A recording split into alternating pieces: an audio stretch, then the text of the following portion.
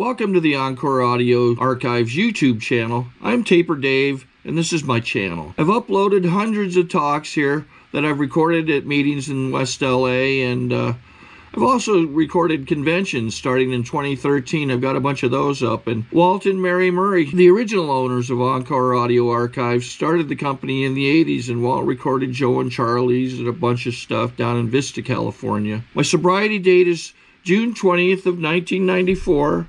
I hope you find something you like, so please like and subscribe to my channel and comment down below. If you want to hear something that I don't have or that you don't see, I'll see that I get it.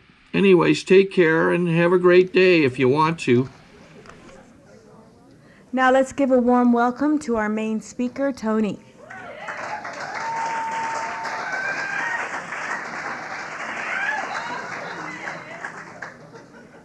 Oh, please, don't stop. Okay. I'm Tony, I'm an alcoholic. Hi. And yes. Thank you, Willis, for asking me to come out. Willis asked me to come out a while ago, but it was a long walk, so it took me a while to get here.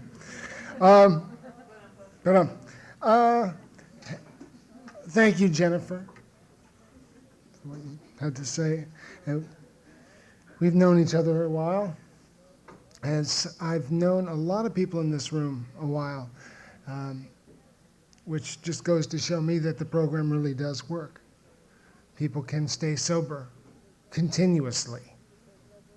And people stay sober for the weekend. But it feels better continuously, I've got to tell you, you know.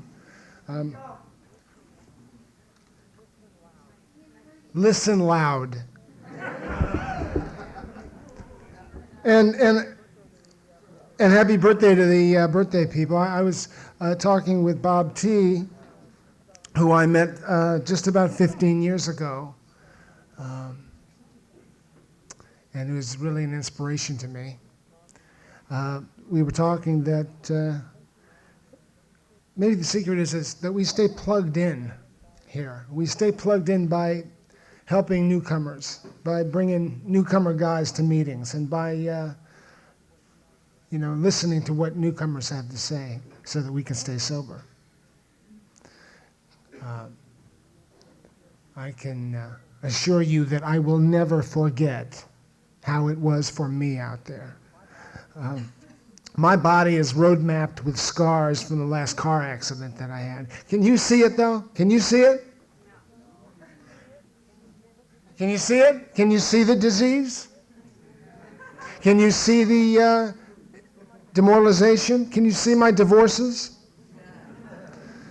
Can you see the other 7 cars that I wrecked? Can you see the people that I hurt? The situations that I left? You can't see that. And you can't see the sadness. But if you're sitting in this room and you're an alcoholic, you know how I feel. You know exactly how I feel. And that's why I come to meetings every day, and I have done so for almost 15 years, to look in the mirror and to listen.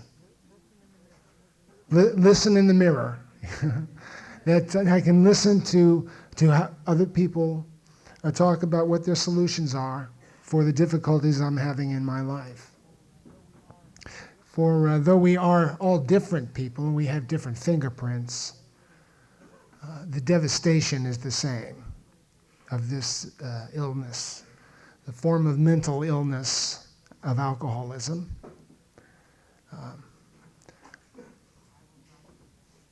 I will not blame anybody for it. I don't believe in that. I don't believe that it was because of my parents. Well, maybe my father. It's not because of my parents.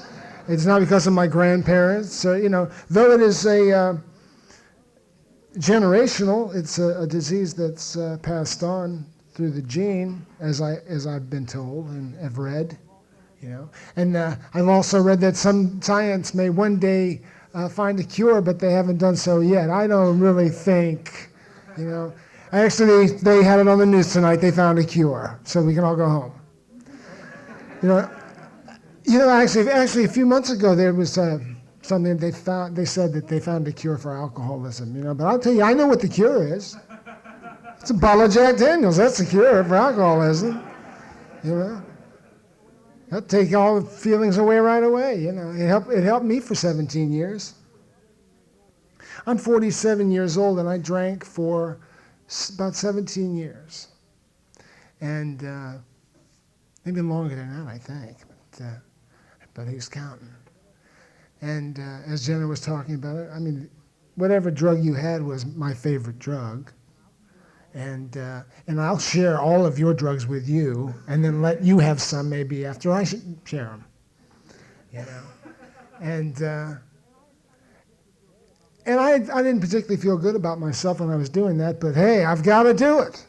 You got to do what you got to do, And I had to do it. Because I couldn't stand to feel how I felt without it.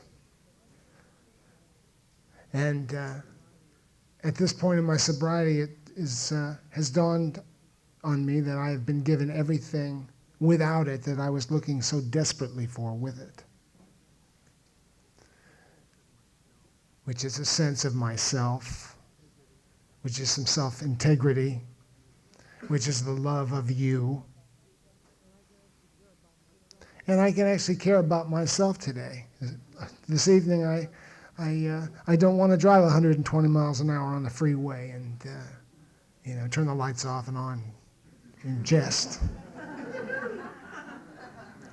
Yeah, I was in Germany a couple years ago, and I was told that there are guys called ghost riders that on the Autobahn, which they drive about 180 miles an hour, these guys drive the other way, head on, and just miss the traffic as it comes.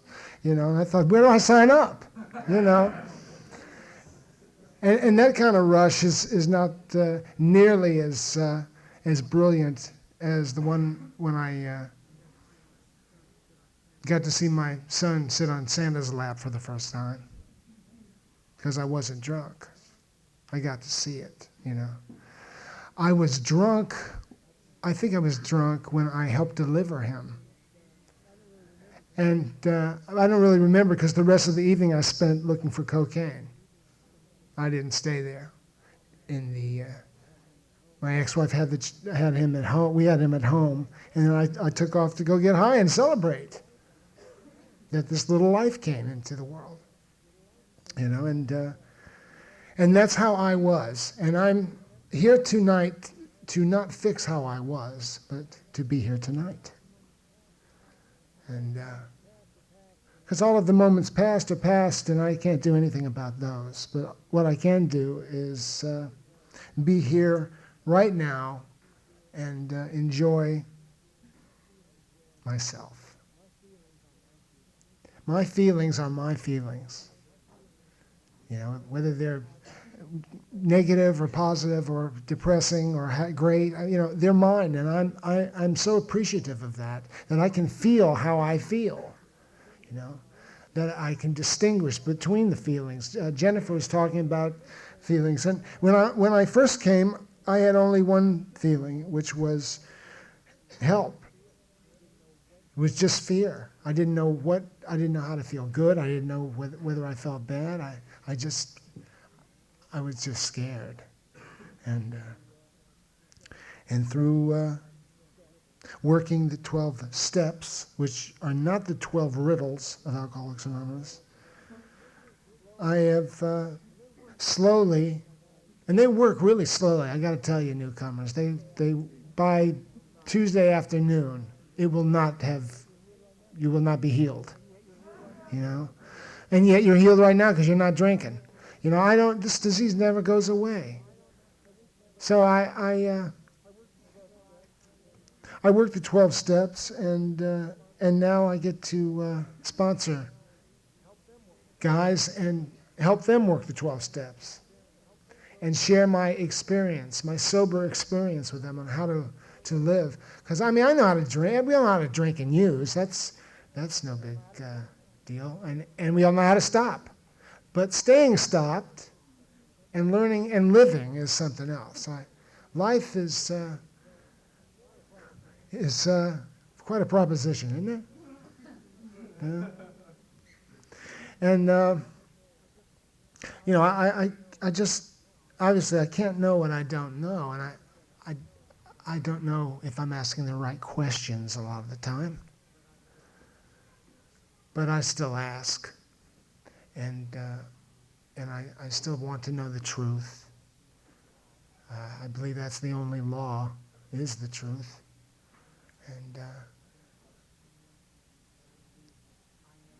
And I believe that I am to be sober. I am to be a sober man. I heard someone say, it's put yet behind everything because that stands for you're eligible to. And I mean, those alcoholic thoughts, those thoughts that drift in one ear and out the other. I sort of wave to them, but if I were to listen to a lot of my thinking, I just wouldn't be here tonight. I don't know where I'd be. And it's, for me, it is not about drugs and alcohol here. It's not about liquid and powder and needles and paper and aluminum and whatever else. It's about my thinking. I had a thought right before the first drink I had. And I had a thought right before the first everything that I had, Even if I didn't want to have it, there was a thought, should I have this or not? And I always won. Yes, I should have it. Driving up the hill to the dealer and thinking, I don't want to do this. Yes, you do. And the debate was over very quickly, all the time. So the last debate that of any significance, once again, I agreed with my disease, and I went up to the dealer's house, and on the way down the hill, I had a car accident that put me in a coma in the hospital in town. I was in the hospital for 3.5 months, in a coma for a few weeks, I guess. And my body completely broken.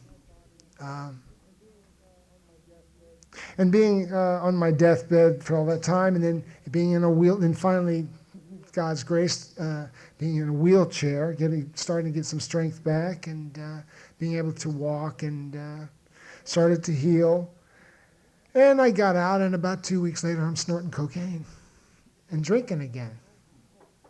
Because I'm an alcoholic, I have a disease, and it's the only disease that tells you you don't have it.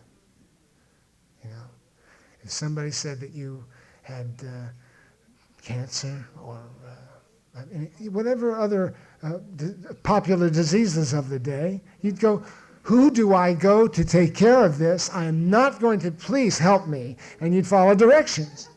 But with alcohol, with alcoholics, we say, look, I'll get back to you in about a week, and let me think about it, because I don't really think, my friends don't really, I know some people worse than I am, and, I really don't, would you pass that over here? I don't really think,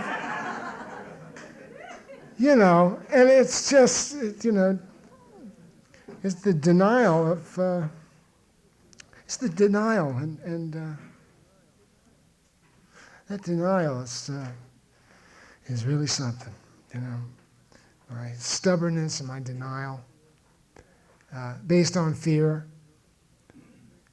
anger, things that I can't see, that I don't know exist, and I get angry about it, I mean, it's a retarded person thinks 2 and 2 is 5, and you tell an alcoholic 2 and 2 is 4, and they go, I don't know. They want to argue with you about it, And, I didn't want to look at the way the way I acted. My actions are who I am. It's not what I think. What I'm actually doing is who I am. What I'm doing. I'm not what I do yet. I heard this today. This is great. I'm not what I do, but I am what I do.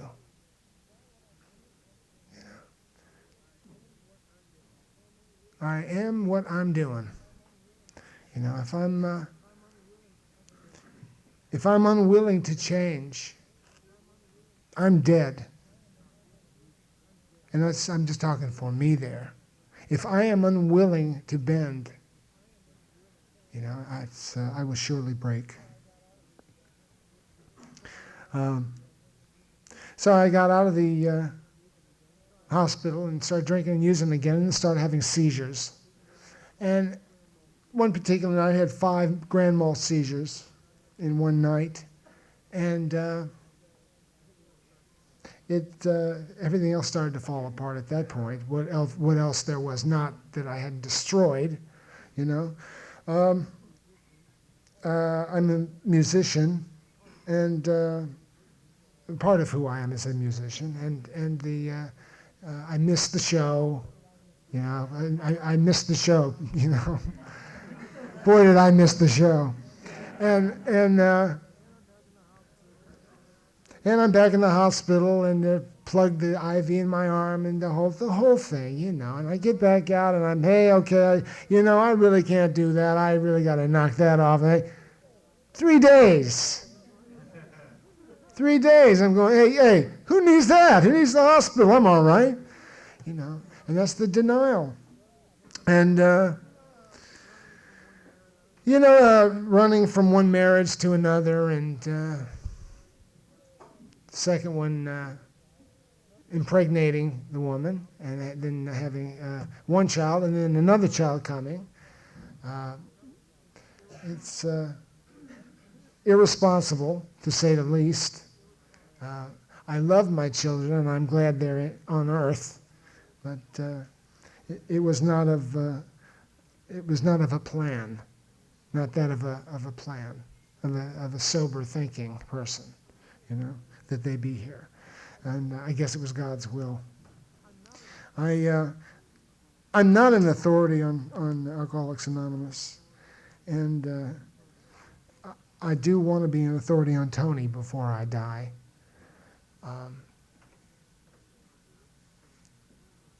I'm not an authority on God or any other spiritual teaching. You know, I do believe in God. I believe that if there wasn't a God, I wouldn't be alive. You know, I now believe that drugs and alcohol are not God, and that it is possible to live without them. It's actually possible to go to sleep at night and not wonder if you're going to wake up in the morning, which is what I did for about 13 years. I wondered if I was going to wake up in the morning every night, and I don't miss that feeling. You know, I just, you know, I can wake up in the morning, take a deep breath, and not be thrilled every day to be getting up, but you know, I get to get up, you know, and you know, it's like I don't have to go to a meeting every day, but I get to, you know, and I don't have to sponsor people, but I certainly get to, and these guys are really wonderful. I mean, they just, it's wonderful to see people grow, you know, and to come into a realization that that they're not to be discarded, that they're not trash, you know, that all of the lies that drugs and alcohol told me, and their lies, the drugs told me that I'd come to know a new freedom and a new happiness, and I wouldn't regret the past and was to shut the door on it. And alcohol told me that I'd comprehend the word serenity and I would know peace. And I would go so far down the scale,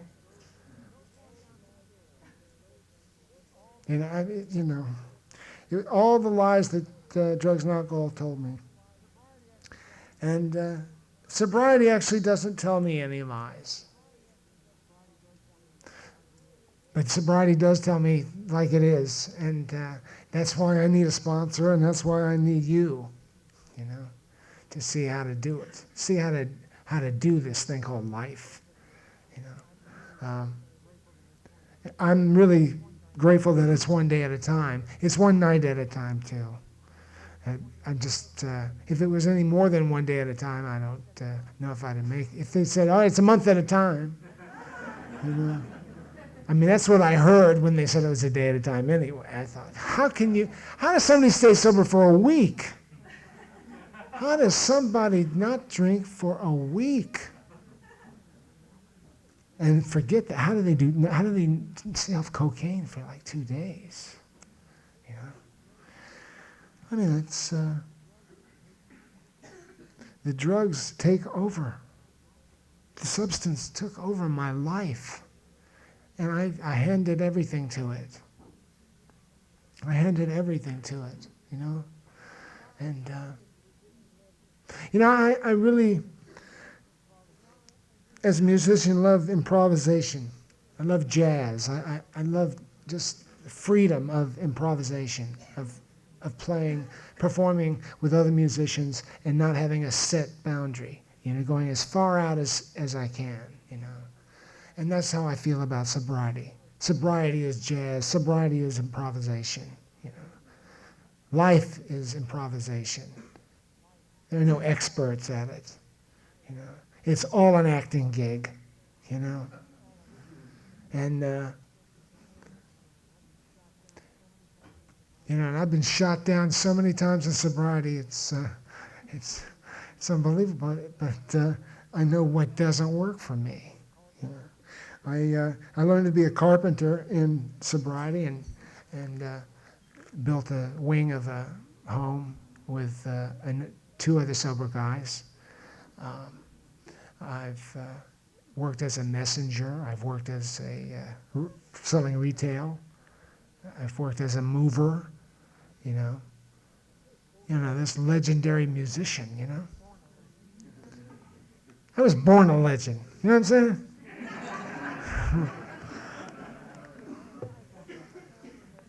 And I come from a family that of entertainment, some of entertainment repute, but actually what happened, I guess, was that it put me in circles that I got access to a different kind of life than regular, civilians get, There was more money, and there was more sex, and there was more drinking, and there was more partying, and there was more irresponsibility. People didn't have to show up for work in the morning, People could sleep it off, I guess. I mean, that's what I saw around my place. And, I never learned how to have boundaries. I never learned how to have any kind of conform. I never learned how to conform to a day-at-a-time life. The big picture is nonsense. It's a day at a time. The big picture. I was always wanting to get the big picture. The big picture was about 1 inch squared for me, And I was trying to change the channel on that, I mean, and so with hardships that I face as a human being, having to make a living and having to pay bills and,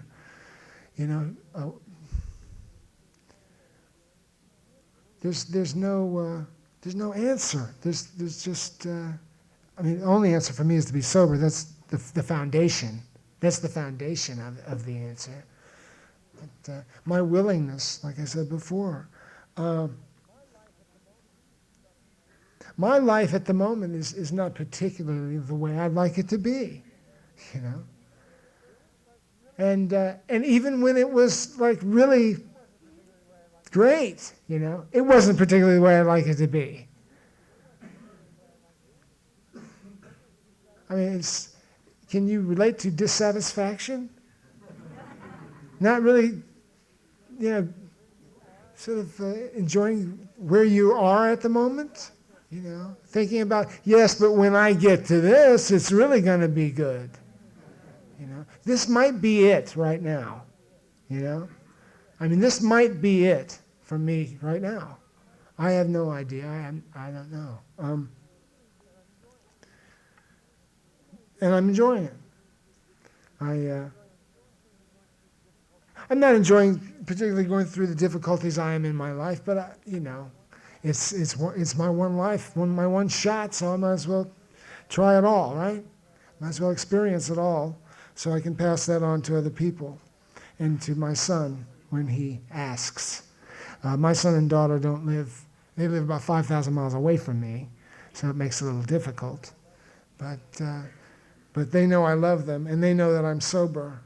And it's funny, as they were growing up, I'd go to birthday parties with them, and they'd sing happy birthday, and they'd always sing at the end of it, keep coming back. And all the other kids would look, like, But they knew that it was because Dad was hanging out with people that were, really having a good time. And I've never been asked to leave a meeting.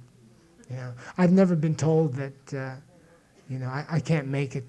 It won't work for me, and I'm not good enough, and that why don't I just, pack it in. Now, I have told myself that plenty. And that's why I made sure I got a sponsor that had a little more time than I did, and that had hit some of the bumps that I was going to hit, so he could tell me, yeah, that's okay, you can get over that one, that doesn't mean anything. That's just another bump. That's just another cloud, throwing some shade where you'd like to have some light there. And I guess the only way to get light in that space is to move to a different position. You can see it in the light. I actually can move to another position and change it. I actually can get off the freeway if I don't like the speed I'm going. I don't have to pull a gun out and with road rage. I can actually pull over and say, okay, go pass. Actually, freeway's sort of an analogy for life. I can get off at any exit I want to. And I can go as fast as I like. If I want to keep up with the traffic, I can do that. I can slow down and go at my own pace and keep my life. I like being responsible. Like I said, I've been married a couple of times. I think it's just a couple, but. In sobriety, I've met someone that I've been with now for a few years, and I really love this woman. She's just works a great program and helps so many people. It's inspiring to me to see this on a daily basis, and she's an alcoholic too. 13 years of sobriety. And it's, you just don't get 13 years of sobriety from where she came from. And you don't get to be almost 15 years where it just doesn't happen. With the amount of substance that I used, it doesn't make any sense that my heart didn't stop. Or that I didn't kill somebody on the freeway one of those nights that I was going 120. Or that I just didn't overdose, like so many of my friends. I've lost a lot of people in my life through partying, Boy, the party was really over, Blood on the ceiling and all, it really got ugly.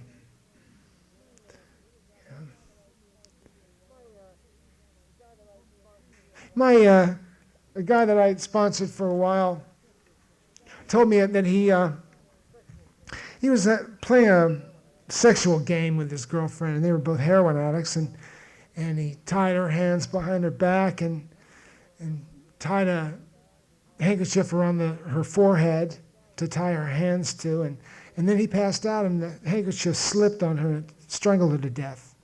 And they found her dead in the morning, and when he woke up, And those are the kind of games that drugs and alcohol let us play, Those are the kind of games I don't have to play tonight. I don't have to do. I like intimacy. I like it warm, I like a smile. Jennifer talked about being the darkness, wanting to be in the darkness, I was there. And I was embarrassed and ashamed of myself that I was there. I didn't know how to get out of that. I didn't know how to escape. Finally, by the grace of God, I escaped just by not picking up the first one. A friend of mine came into the program before I did, a guy that I used with. Actually, 6 people that I used with are in the program, and we've all got about the same time sober, and we haven't gone back out, so it is possible to stay sober. So this guy came in the program, and he said, Tony, you got to come in. I'm going, hey, you're really messed up, but I'll just stop on my own, And that lasted another day, And until I was hurting enough, I guess I hit my bottom. There was nowhere to go. This is the last house on the left. It really is. There's no place. If you're here tonight wondering if you're an alcoholic, you might as well keep coming back. People that aren't alcoholic don't go to meetings and wonder if they're alcoholic.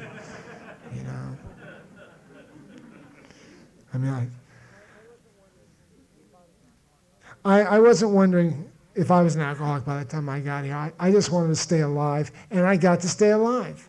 But I didn't know that some other things would start working. That there would be some work to do, and I didn't know. That I'd turn a corner and there would be this incredible place to live. That I would have a heart. That I would love life.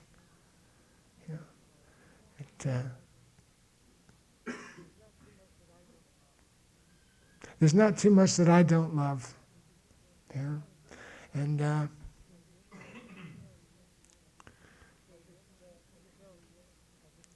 I just know, I just stay willing. That's only, I have no incredible things to say. I'm just one of the folk. I'm just one of the folk. I've never heard anybody come back in here after going out and say, man, that was good. Never. Well, I mean, never in 14 and almost 15 years. Not once. So, the odds of it are kind of slim. Those that get back. Since I've been sober, about 8 people have died that I've known here. Have gone out hanging themselves in the prison and car accidents, overdoses, or related illnesses. Alcoholism is responsible for so much disease in our society. Just watch the news. Just watch the news. And you see it. You can see it. Just watch the news. You can actually see it that way. But you won't see it when you're riding on a bus and you look at somebody and they're all dressed up. And you can't see it like that, Or your doctor, or your teacher, or your lawyer. You can't see it, but it's there. And knowing that I know that I'm an alcoholic, so I try to give this away to people. What I've been given so freely here, for $1 a day. Okay? A lot of dollars in 15 years, but it's still worth it. You know how much I drank? I worked it out on a computer, on one of those Casio computer things. I must have had about 300,000 drinks in the 15 or 16 years. 300,000 drinks. And you know how many with ice? I mean, and finally 2 years ago, just about 2 years ago, I finally put down cigarettes, And I won't tell you how many cigarettes I smoked, but, but those, it's okay to laugh at myself, It's okay to laugh at myself, but to talk about you and to laugh about your difficulties isn't okay for me. That's why we have anonymity here. That's why we don't talk about others.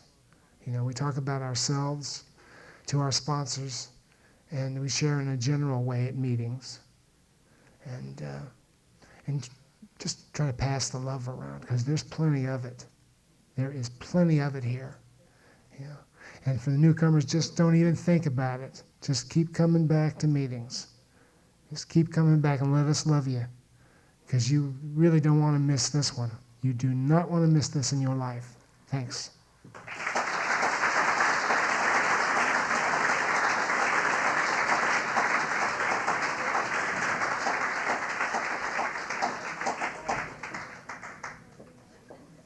Sorry to interrupt your viewing. Taper Dave here. Just wanted to take a second to ask you to like and subscribe to my channel. Let me know if you like what you're listening. I've got some very good talks here, and this one's a great one. Just curious, do you think this is better than Zoom? Tell me what you think. Okay, this is how I prepare my drone for launching. I like to do it inside the cab of my truck so I'm not standing outside in the weather. To install the joysticks for control, up and down, right and left, powered on.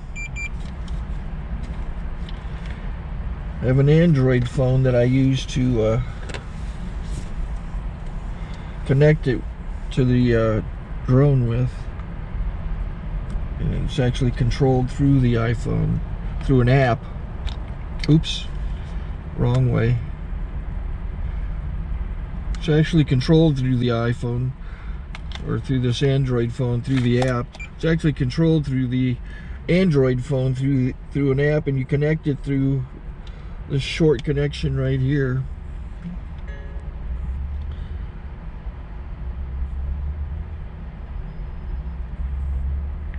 Remote control connected. Remote control's connected. So I pull out the drone. I have to extend the legs. Long legs extended first, then the short legs. Remove the gimbal protector.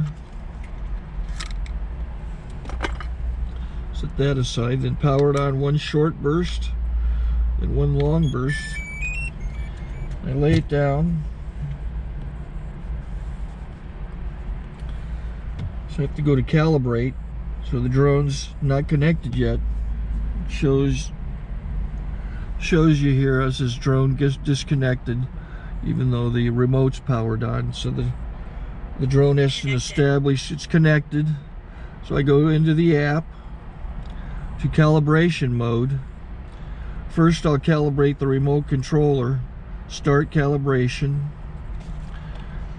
Out, in, oop, out, in, up, down, and then this little wheel is to control the gimbal. So it's calibrated. Go to gimbal calibration, start calibration, and then it calibrates the gimbal. I don't know if that shows up. The gimbal's moving all over the place. Changes, you can see it on the video. And I'm calibrated to take off. It's acquired 7 satellites at the moment. There are 26 satellites up in the sky, which it has to acquire before you can take off. So it's connected. It's got enough satellites. This is white. I can go to press this little arrow button, swipe right to take off, and it would start the motors if I slid this to the right, but I'll wait till I get outside. Don't want to do it inside.